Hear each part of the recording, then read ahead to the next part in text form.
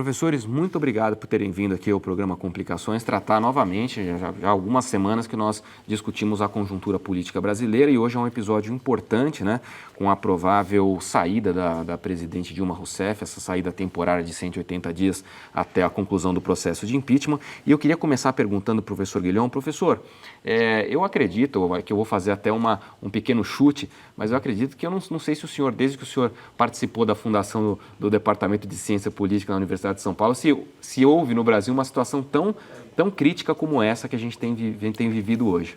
Não, eu acho que em toda a minha vida, que tem sido bastante longa, nunca houve uma situação absolutamente tão crítica. Eu passei pelo suicídio do Getúlio, enfim, pela série de golpes que houve em seguida, né? Tentativa de golpe com Juscelino, golpe de 64, etc. Eu acho que nunca a situação foi tão grave, tão difícil, porque ela combina justamente uma crise política devastadora que leva à necessidade de praticamente anular o voto popular, né? Já é a segunda vez que isso acontece. E que é acompanhada de um colapso da economia, né? Então, realmente, eu acho que nunca a sociedade brasileira foi desafiada a esse ponto. O senhor acha que, a partir desse momento, se confirmado o Senado Federal, muitos senadores já confirmaram abertamente, já declararam abertamente que vão votar a favor da continuação do impeachment. O que acontece a partir de agora? Olha, eu acho que você está se referindo o que vai acontecer com o próximo governo, o provável governo. Mas até antes disso, o que nesses 180 dias de governo interino do Michel Temer, o que deve acontecer? Isso é o que eu estou me referindo. Eu acho que, imediatamente, eu estou otimista, imediatamente. Eu acho que o grande problema que nós temos neste momento é a falta de perspectiva, é a impressão de que nós estamos morro abaixo, sem freio e não sabemos onde vamos parar, né? Então, o fato de que você... a capacidade de governar da presidência, que veio caindo desde praticamente a posse, agora ela é muitíssimo reduzida. Quer dizer, a capacidade de governo da presidência está governando o Palácio do Planalto, né? E mesmo assim, incompletamente, né? Então, o fato de que você tem um novo governo cria uma perspectiva, cria uma expectativa. E isso faz com que, nesse início, uma série de sinais possam ser dados para a sociedade e para o nosso, digamos, o nosso contingente externo, né? Que podem ser bem recebidos, com otimismo, entendeu? Então, essa mudança de perspectiva, nessa eu sou otimista. Agora, tudo vai depender da política, quer dizer, passado não vai haver uma lua de mel, como se espera em geral os primeiros 6 meses, não existe isso. Vai haver uma expectativa de que haja respostas mais ou menos rápidas. Algumas respostas são mais ou menos fáceis de ser dadas e que podem ser bem recebidas. Agora, daí para diante existe um outro problema, que é um pacote quer dizer, não um pacote, mas enfim, uma perspectiva de reformas realmente importantes. Aí é muito mais difícil. Professor Cícero, o senhor compartilha com o professor Guilhom sobre primeiro, sobre a gravidade da situação, uma gravidade inédita, e também sobre esse otimismo, num primeiro momento, do Michel Temer assumir o governo? Olha, eu acho que realmente é uma situação bastante crítica, bastante difícil. Acho que nós não estamos vivendo só uma crise de governo, ou seja, de esgotamento de um governo, mas é uma crise do regime, né? Não significa que a democracia esteja em questão, significa que um dos principais sustentáculos do regime, que é o seu sistema político partidário, ele está vivendo um problema de legitimidade muito sério, né? Porque uma coisa é você ter um esgotamento de um governo, esgotamento que pode se dar no ciclo eleitoral ou até mesmo fora do ciclo eleitoral, mas o próprio sistema político, o regime, criar uma alternativa que renove a legitimidade do sistema como um todo. Quando houve o esgotamento do governo Fernando Henrique, e é normal que a gente espere que, depois de algum tempo, no poder, que haja alternância. E na democracia se espera que haja alternância. Agora, quando o sistema político está razoavelmente funcionando, saudável, dentro dele se gesta uma alternativa que consegue, digamos assim, ao oferecer uma alternativa de governo, renova a legitimidade do sistema. E eu tenho a impressão que, mesmo que haja digamos assim, uma certa esperança de que a crise econômica seja atacada, tal, porque o governo que está saindo não estava conseguindo dar conta disso, eu não estou vendo que a crise do sistema político partidário esteja sendo resolvida, né? Porque, digamos assim, isso está sendo resolvido agora, vamos chamar por um método de purgação. Só que as razões pelas quais a purgação está existindo, que é uma série de complicações no sistema partidário, ele não está, que evidentemente envolveria uma reforma política, ou uma reforma do sistema, ele não estou vendo ele acontecer. E uma das grandes dificuldades é como é que você resolve ou reforma um sistema político por dentro dele, né? Sempre essa é uma dificuldade muito grande. E tendo que atacar uma crise econômica muito grave, né? Como que o senhor avalia os primeiros atos agora, o que deve acontecer, na sua opinião, sobre esses primeiros passos do governo Temer? Olha, evidentemente ele vai ter que apontar uma saída, especialmente em relação à questão econômica. O que eu acho mais complicado, porque no caso, quando você teve o impeachment do Collor e veio o governo Itamar, nós estávamos vivendo uma crise de hiperinflação muito, muito grande, né? E houve quer dizer, antes do governo Itamar terminar, você atacou aquele problema, e era um problema muito agudo, e já havia tido várias tentativas e tal, e, na verdade, aquilo foi decisivo para renovar o processo, criar todo um ciclo político novo, que, na verdade, eu acho que nós estamos esgotando agora. Um ciclo, alguém falou ciclo social-democrata, não sei se esse é o termo mais adequado, mas, digamos assim, um ciclo que tinha uma coisa mais liberal, uma coisa menos liberal, mas criou. Eu acho que esse ciclo se esgotou. Não me parece que atacar a crise econômica hoje, isso é uma coisa bem mais complicada mesmo, né? Não é como atacar a hiperinflação, que digamos assim, um pacote, um choque econômico. É uma coisa muito mais... Eu não sei, eu vejo que não vai ser simples. Eu não estou vendo que a atual coalizão de governo vai, em curto prazo, resolver. E o problema é que você tem uma eleição em 2018, né? Qualquer solução que vai vier no campo de política econômica, ela vai ser uma solução dolorosa, e eu não sei se ela se resolve, como no caso da hiperinflação, né? Você teve um choque e, sei lá, em um mês, a inflação já estava estabilizada, teve efeitos distributivos importantes, criou uma popularidade para o governo, criou-se uma alternativa. Eu acho que essa está muito mais complicada hoje, porque qualquer solução acho que vai demorar. Aproveitando essa comparação que o senhor fez com o impeachment do presidente Fernando Collor, né, na época ele estava completamente isolado, ainda, inclusive até mais, né, porque o seu vice-presidente na época, Itamar Franco, já tinha deixado o governo há mais tempo do que o Temer deixou o governo Dilma. Eu quero dizer que o governo, a parte PMDBista do governo, ela foi até um momento quase que crucial, inclusive alguns ministros do PMDB permaneceram até o final desse governo Dilma. Eu queria saber, professor, o que o senhor acha dessa crise desse sistema político que o professor Cícero mencionou, né? Se a gente realmente chegou no esgotamento de um sistema, e saber se esse governo de Michel Temer, que tem uma parte também, uma responsabilidade grande sobre o governo Dilma Rousseff, se ele pode mudar esse sistema de alguma maneira.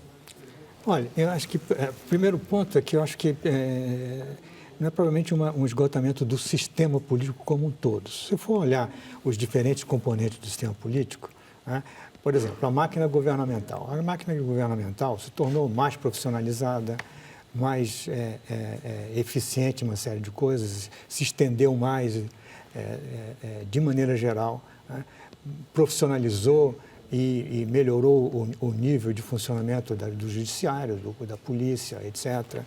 Enfim, se você olha para a sociedade hoje está menos desigual, ela está mais diversa, ela está mais instruída, tá certo?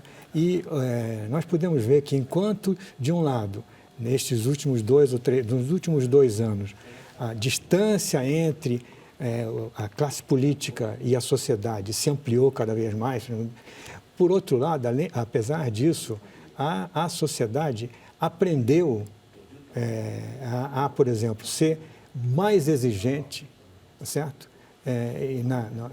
Em relação aos seus deveres e mais ativa em relação a pedir resposta do governo. Então, melhorou em tudo isso. Mesmo o próprio sistema político, depois eu vou querer fazer uma observação no fato de que o sistema político, o sistema partidário, quero dizer, o próprio sistema partidário, ele não brota, ele está calcado no sistema eleitoral, no sistema de governo, porque você é eleito de uma forma para agir dentro de um sistema de governo. Né?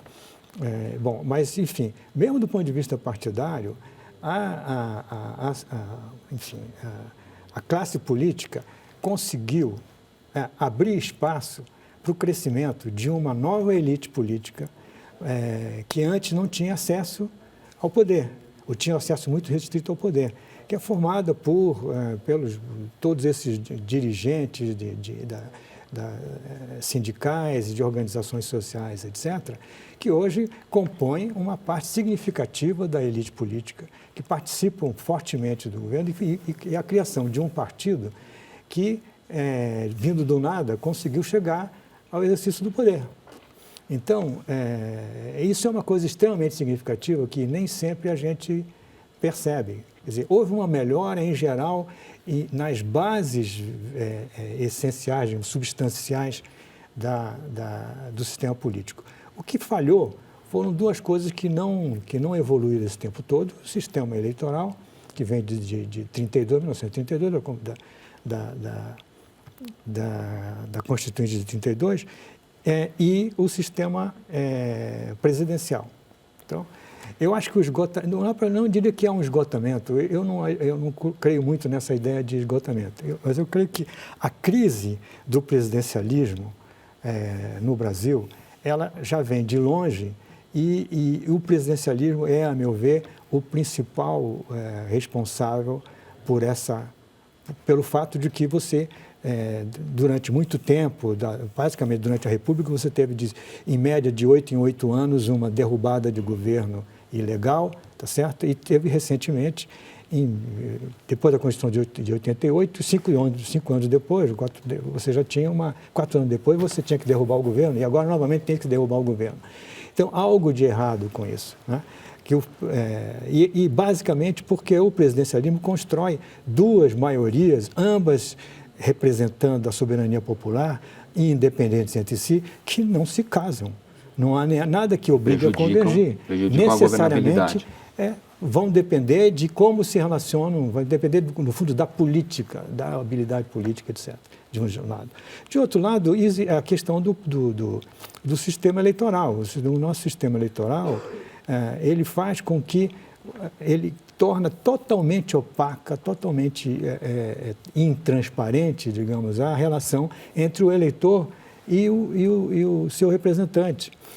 Você não sabe quem você elege no nosso sistema. 75% das pessoas que são eleitas, dos eleitos, são eleitos com votos dados a outros, e inclusive a outros partidos. Então, eu não sei quem que eu elegi. Portanto, eu não tenho nenhum poder, né? Essas duas coisas combinadas levam a você ter um Congresso que não tem nenhuma convergência de afinidade programática, mas que é uma excelente coalizão de veto. E, através daí, exercer chantagem em relação ao governo. Então, é aí que está a raiz da crise que acabou com o governo e todas essas O senhor fez a primeira parte da sua análise, foi elogiosa no sentido de que um partido que saiu do nada, que foi o Partido dos Trabalhadores no início dos anos 80, que surgiu, realmente chegar a exercer o poder, mas esse partido sair do jeito que ele está saindo do poder, isso de alguma coisa prejudica a democracia, no seu ponto de vista, professor? Não. Eu acho que, digamos, as forças políticas que o PT representa, eu não concordo com a ideia de que o PT é necessário. O que é necessário é ter uma representação partidária autônoma para a força política representada pelo PT. E essa força política terá toda a chance de se reorganizar ou em torno do PT ou em torno de um conjunto de partidos que podem vir através daí. Eu não acredito que, quer dizer, o PT, a sigla PT e o que ele representou agora, você pode dizer, bom, fracassou junto com isso. Mas o que será necessário agora é você ter retomar isso, uma representação dessas forças políticas que vão estar presentes. Professor Cícero, alguns analistas e o governo, inclusive o governo federal, utiliza isso em sua comunicação, em sua defesa, dizem que o novo governo dirigido pelo PMDB do Michel Temer tende a não dar uma ênfase na área social como fez o PT ao longo desses últimos 12 anos, né? E obviamente o programa de distribuição de renda mais conhecido, Bolsa Família, é o principal citado nessas prospecções aí do PMDB. O senhor acredita que vai haver uma mudança, né, nessa área social, assumindo o Michel Temer como presidente da República? Olha, a minha preocupação com relação à coalizão não é tanto em relação a esse ponto específico, né? Eu acho que, por exemplo, Bolsa Família, ele criou um tal consenso na sociedade que é muito difícil qualquer governo atacar isso, quer dizer, pelo menos não oferecer alguma alternativa semelhante, né? A minha preocupação em relação ao primeiro é que, desde a derrota acho que foi a candidatura do Ulisses ou foi do Quércia, o PMDB, ele sempre foi uma força coadjuvante nos governos, né? Digamos assim, isso que eu estou chamando do ciclo que produziu uma razoável estabilidade durante um bom tempo, desde a redemocratização, ele tinha duas forças principais, né? Que, digamos assim, mesmo que elas não tivessem a maioria no Congresso, não produzir maioria no Congresso, eles constituíam, digamos assim, polos de aglutinação para governar. O PT mesmo, que no começo, digamos assim, na sua fundação, ele tinha uma atuação mais crítica do sistema político, ele entrou no sistema, né? O que eu estou falando que um regime é capaz de criar uma alternativa que, ao longo de um tempo, as forças maturam, o próprio PT mesmo, e se credencia para disputar poder, e não só disputar e ganhar, mas governar, né? Assim como o PSDB antes, né?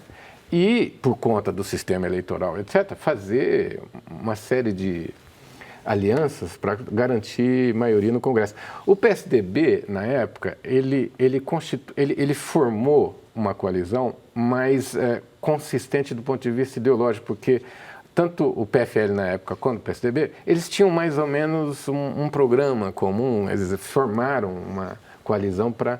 O PT não, o PT ele não tinha um par como o PFL no caso do PSDB. Teve que formar... Tinha o PCdoB, que é o seu par constante, mas ele é muito pequeno, e formou uma coalizão com pequenos partidos que, do ponto de vista programático, eram muito diferentes, né?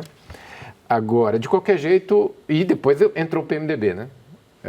Que, na minha opinião, sempre foi uma força coadjuvante, né?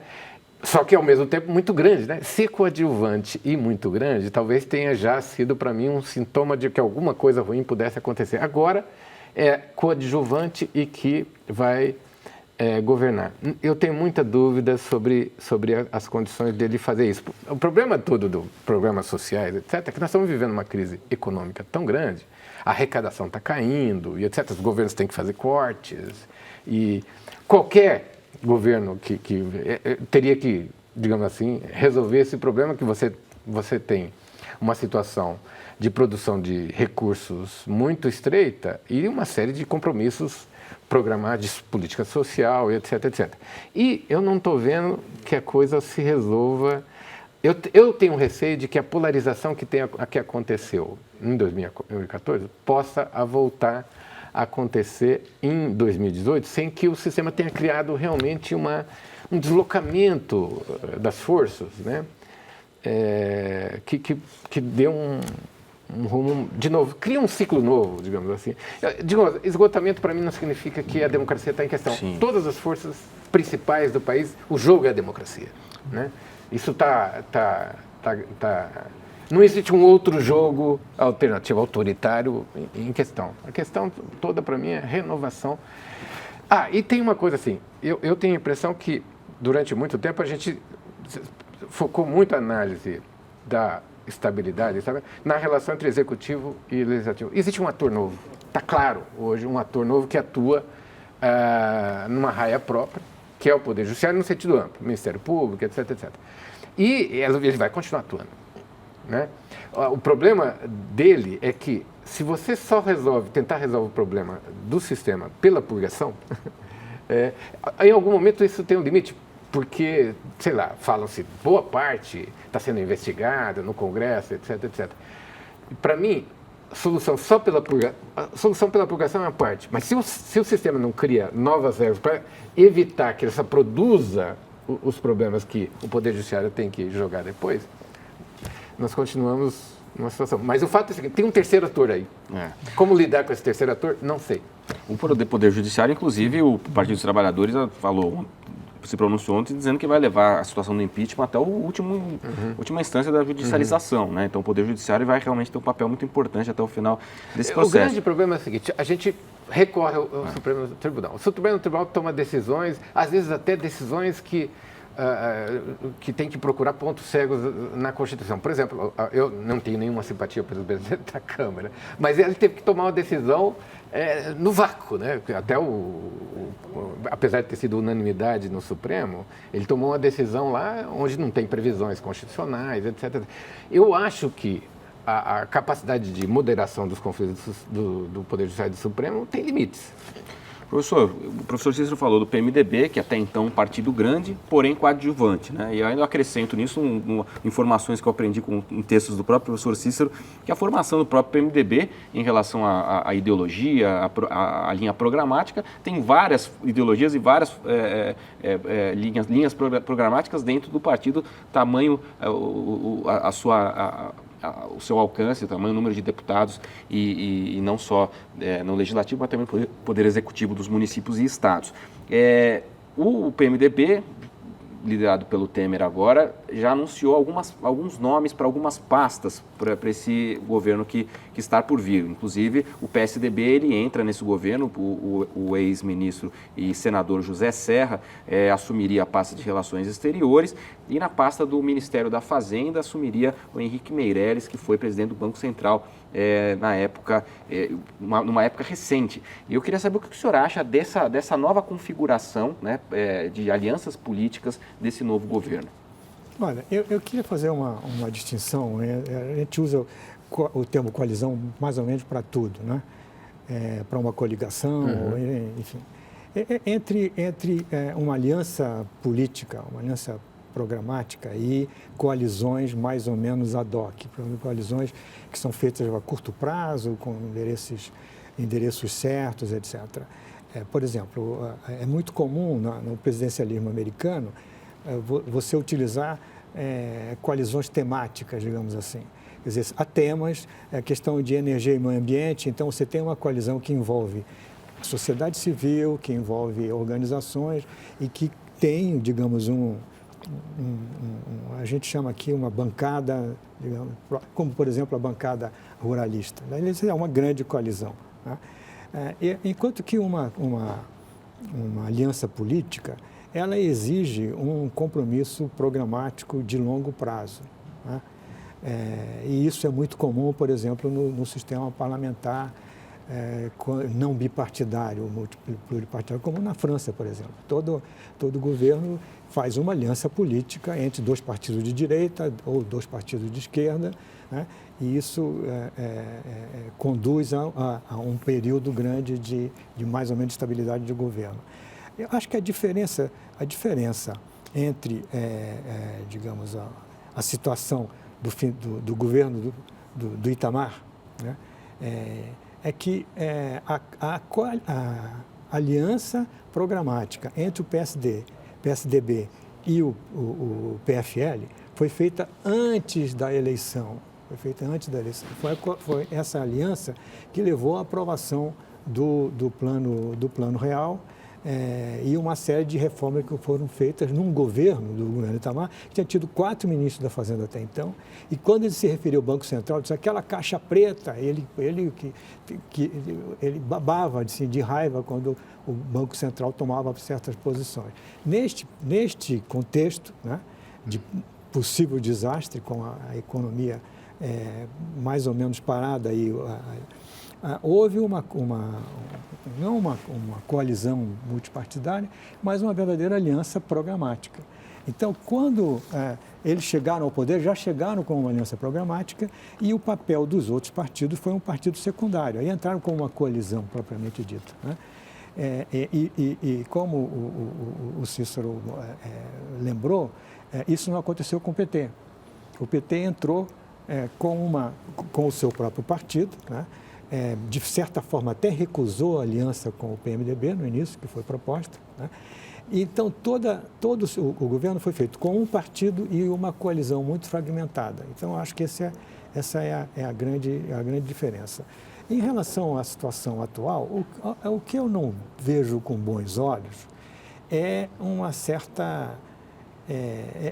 há uma discussão sobre a questão da legitimidade do novo governo, né? Inclusive, por exemplo, é acusado de ser uma eleição indireta, etc. Foi uma eleição direta, ele foi eleito por eleição direta exatamente para essa função. Então, a legitimidade está ali. Bom, então, a discussão está sendo levada dentro do próprio, e aceita pelo Temer, e aceita pelo seu grupo de confiança mais próximo, que, de fato, ele tem que ter legitimidade dada de fora. E isso é muito ruim. Começa que quer dizer que o Meirelles vai legitimar o Temer? Não, o Temer é quem tem que dar legitimidade ele está oferecendo uma certa aliança, não muito claramente, né? Só que o PSDB, por exemplo, o PSDB não estão querendo fazer essa aliança, querem ficar no jogo da coalizão fragmentada, infelizmente, né? Agora, esse é o que mais me preocupa. A entrada do Serra não significa necessariamente o PSDB entrando. Não, o PSDB declinou de indicar. O PSDB está indicando vários, mas não está indicando o Serra. O único que não foi indicado do PSDB foi o Serra, né? Então, o PSDB disse claramente em um determinado momento, depois recuou. Houve uma recua, porque aí houve um grupo de pessoas, que foi entre eles o Fernando Henrique, o próprio Serra, etc., que disseram, nós não podemos simplesmente nos negar, a responsabilidade do PSDB de entrar. Mas o PSDB dizia assim, não vamos entrar nesse governo com minoria. Bom, são minoria, então tem que entrar com minoria. Segunda coisa, o PSDB dizia, bom, se der certo, vai ser o PMDB. E se der errado, somos nós. Então, isso não é bom para quer dizer, dar certo para o Brasil não é bom para o PSDB. Essa foi uma posição muito errada, muito criticável, muito errada, e que impede, por exemplo, essa alternativa de que você tem uma aliança séria, programática, que dá legitimidade para o conjunto da ação do governo. Senhores, eu quero agradecer muito a presença de vocês. Infelizmente, o nosso tempo se esgotou, mas eu acredito que a gente tenha levado aos nossos telespectadores e internautas aí um esclarecimento, mais reflexão nesse momento tão difícil da política brasileira. Espero recebê-los numa outra oportunidade. Muito obrigado. Obrigado. Eu que agradeço.